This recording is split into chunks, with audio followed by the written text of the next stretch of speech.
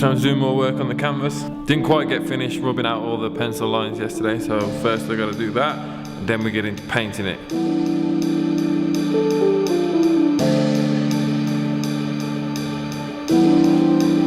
Oh yeah, finally done with that. Onto the paint.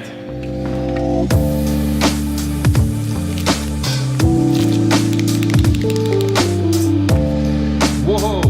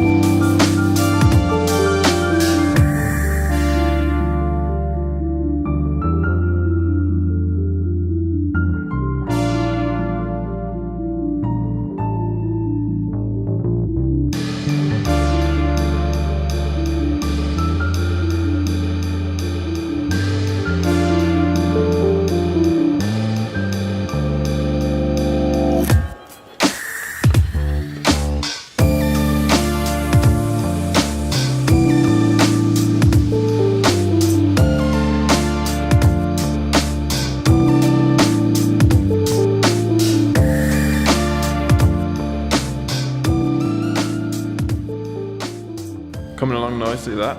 Pretty happy with it so far. Now that the paint's going on, it's good. It's I can really see it coming together, and yeah, it's looking sweet.